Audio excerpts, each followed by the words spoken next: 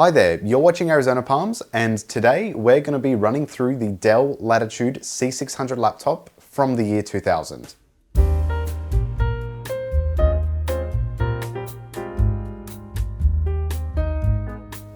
As a kid, I actually had one of these. It's long lost to time now, I have no idea where it's gone, but I do have pictures and videos from when I had it some 15 years ago. By the time it was handed down to me, it was already pretty obsolete. This particular unit is the mid-range model with the Intel Pentium 3 850 MHz Coppermine processor, 256 megabytes of RAM, and a 20 gigabyte hard drive. The screen on this model is a 14.1 inch 1024 by 768 LCD, but they did come in a higher resolution option. For the graphics, we've got an ATI Mobility 128 M3 with only 8 megabytes of RAM, and for sound, we have the ESS Technologies ES1980 chip. While obviously the Pentium 3 is a great processor for its time, the real bottleneck here for gaming will be the graphics.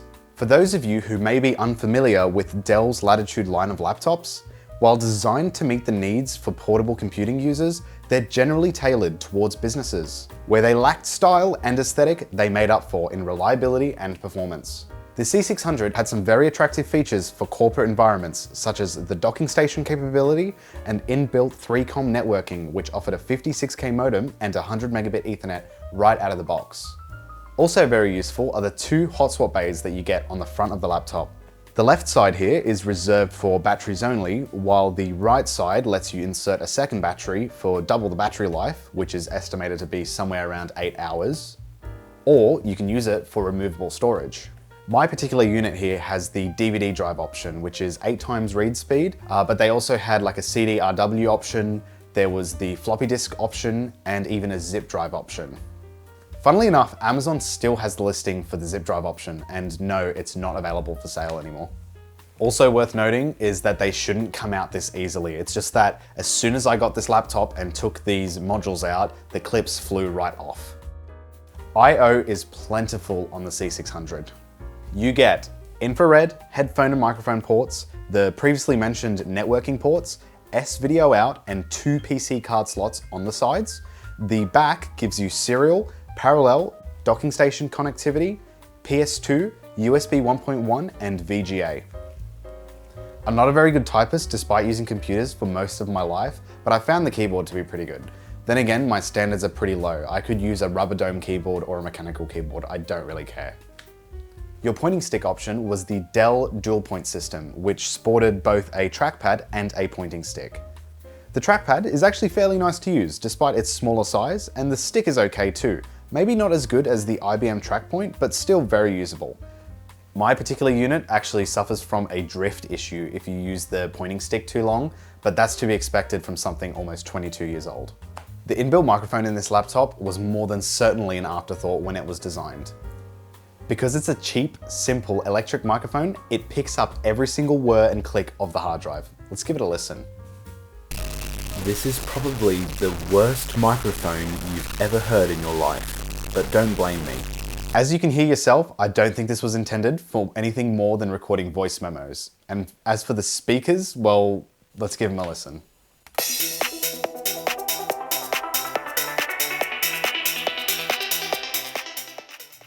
Anyway, that was a little bit of an overview of this laptop. Let's get into the restoration and then try out some games on this thing.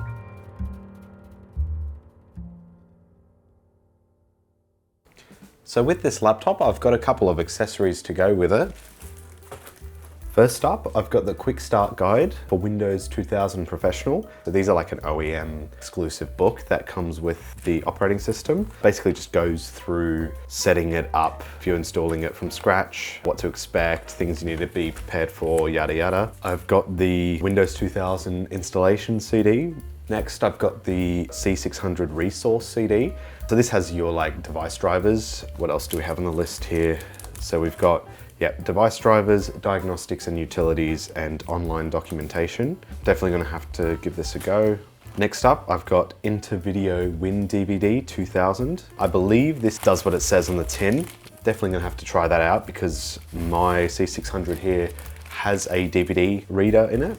Now this is just a regular phone cable, presumably to connect into the internal modem. I don't really have a use for this in this day and age. Next up, I've got this composite TV out adapter cable. It's handy to have this adapter here, which will let me just plug it into any standard telly. This here's the system information booklet. You'll notice that it's got C610 written up here. I'm not sure what the difference is between the C600 and C610. I think the C610 was like a little bit newer, like a newer revision, but the laptop I've actually got here is definitely a C600. There's a bunch of these track point nubs replacements or nipple replacements, some will call it. There's like 2 black ones and 2 blue ones. This is just a Dell.com terms and conditions, blah, blah thing that I'm definitely not going to read.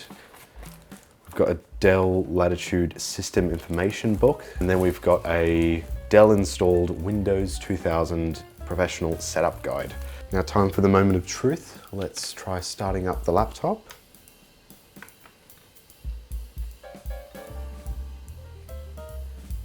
That screen is not very bright at all. Okay, won't seem to let me adjust the brightness here. And unable to load operating system. All right, so that's finally loaded after maybe 5-10 minutes. This is probably gonna take ages, so I'm gonna stop recording for now and then come back when it's done. This old hard drive in here is just chugging along. So finally, after all this time, the setup is complete. So I'm just gonna eject the Windows 2000 CD and hit finish.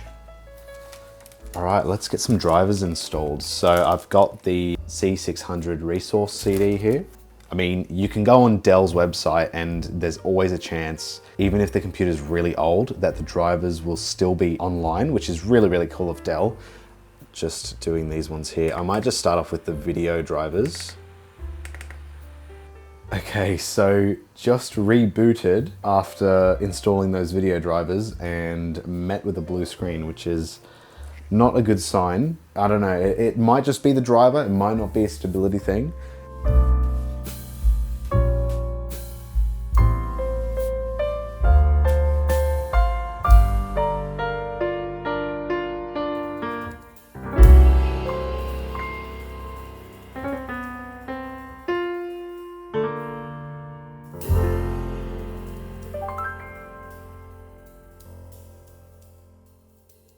Alrighty, so a little bit of time has passed and I've got the laptop all set up. The driver installation ended up being a bit of a pain because of the graphics drivers, but after that it was basically smooth sailing. Let's get right to it. I've got a couple of games from over a span of a couple of years to test out, and let's see how it goes. Okay, so I am cheating a little bit here. I've plugged in some external speakers because the speakers that are inbuilt in this thing are really, really annoying. I'm a little bit high maintenance and I like to have good sound quality, so I've just got it plugged into the headphone jack here just to make everything sound better for me. Not for you, because you're going to be listening to the sound coming off the lapel mic on my chest here. We've got GL Quake 1. So this is an older game, but I thought I'd just give it a go anyway. I'm going to go easy because I'm not very good at Quake. Now I'm playing at 640 by 480, so that is a pretty low resolution, but honestly, this game was designed to be played at even lower resolutions than that. Ooh. I was testing it at 800 by 600 before, and it was just a little bit choppy. I wasn't the biggest fan of how it was performing. I thought I'd try dropping it down, and it's way better. It's very smooth. Where's the button? All right, that's enough of that. I'm really happy with how that's performing. I was kind of expecting it to be really good. Oh, well, talk about a jinx. It looks like just for a split second I saw ATI on there. So looks like the graphics weren't too happy, or that rather the graphics drivers weren't too happy about Quake 1. I really need to do something about the hard drive in here. This thing takes so long to boot up. Restore my active desktop. I haven't seen this in a long time. This is DX Ball 2. This is a bit of a guilty pleasure. I'm not sure why I'm guilty about it. It's It's basically an Arkanoid clone type thing. Really straightforward game. I've always been a fan of the aesthetic of it, and the soundtrack's really cool as well. If you're a fan of tracker music, then you'll like this game.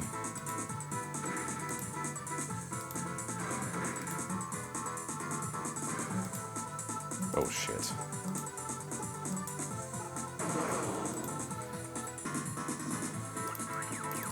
Oh yes, got the shooters. Oh! Great score.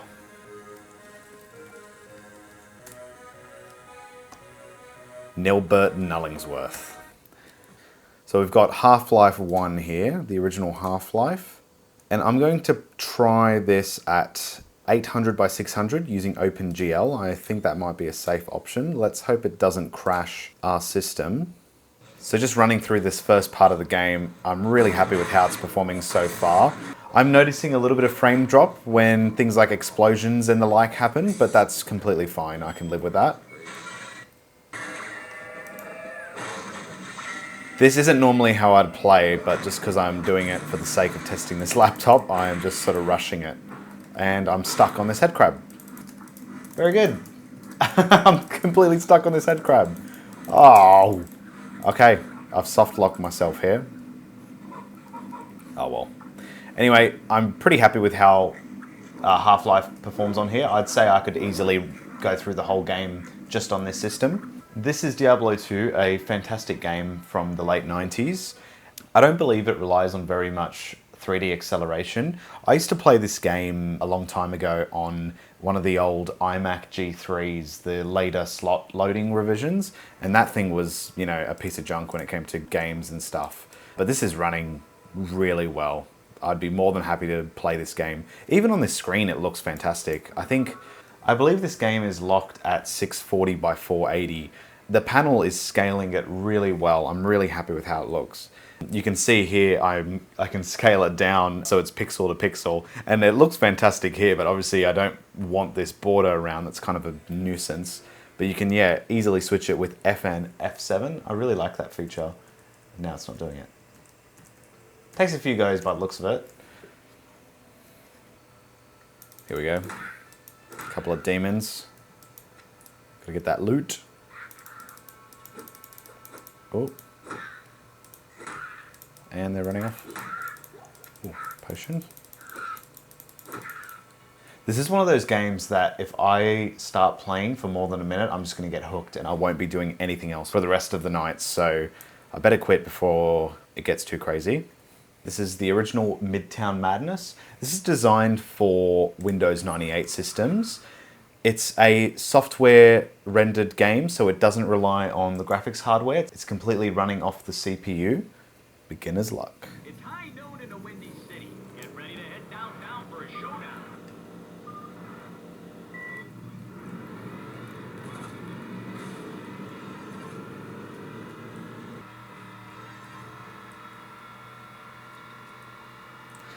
There's a little bit of a dropout there. I'm not sure what that's related to. Come on, now get to the finish line, pal. Almost there. Oh, shoot. Great, now I've got smoke coming from the engine. That's always good. I've actually had that happen to me with too many real-life cars than I'd like to admit. First, that was really ridiculously easy. That must be why it's called beginner's luck. Let's do another race. Hopefully it's something a little bit more challenging. Oh my god, this is ridiculous. There's this noticeable lag between me pressing a button down and it actually doing something. I'm not sure if that's the game itself. Come on, let's get back to that first place. No! Oh, whatever. Okay, I give up. I keep pressing too many keys and it's just...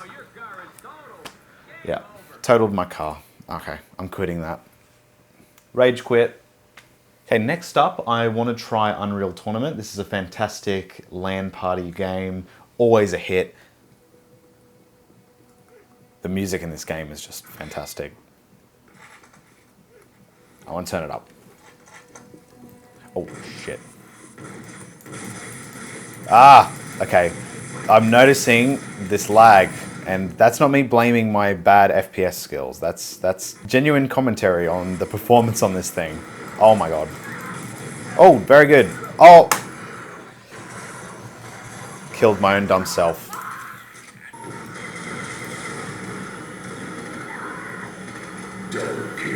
Very good. I'm not letting this not so great frame rate stop me. Come back here. Where are you going? Where are you going? Oh my god. Oh! Come on.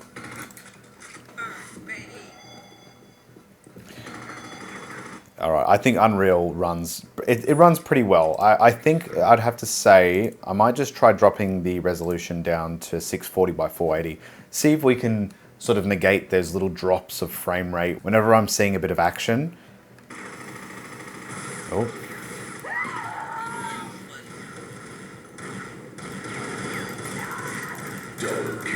I'm already noticing it being a lot better. I'm the winner, and it's because I'm using a gamer's mouse. Fantastic. And for the final game, I'm thinking of going with something a little bit more relaxing. I'm just going to go with The Sims, the original Sims. That took a really, really long time to load. Be thankful that I edited that part out. I think the original Sims would probably have to be the first ever PC game that I ever owned, or even ever played. Before playing computer games, I was playing on a PlayStation 2. Oh, this is so slow. Yeah, okay. No. This game does actually use 3D acceleration for the character models. All of the items and wallpapers and floor textures are all 2D. They're pre-rendered models. And it seems to be running okay. This is at 800 by 600. There is an option to run it at 1024 by 768, which is obviously the native resolution of this panel, but honestly, this looks just fine and scales nicely. I think upping the resolution is just going to slow things down a little bit more and unnecessarily. Let's play some piano. Actually, let's light a fire. If you've played The Sims 1 long enough, you know that a sim and fire is almost never a good mix. Actually, let's answer this phone first. Then we'll light a fire. Oh, I didn't know how to go to work. Waggles, Boots, Scout, and Maggie.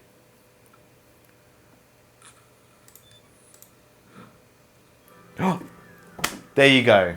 What did I say? I said fire and Sims don't mix. That got dark.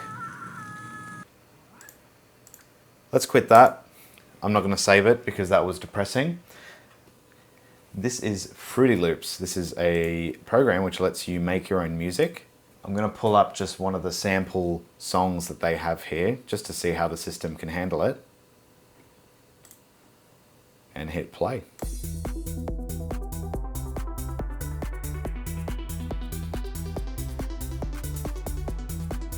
To wrap things up here, the Dell Latitude C600 isn't the prettiest or most exciting old school computer that you can own, but despite its sentimental value for me, I think it makes a great late 90s gaming machine. And if you'd like to see me try out maybe another game or try Windows 98 on here, let me know in the comments. But until then, see you next time.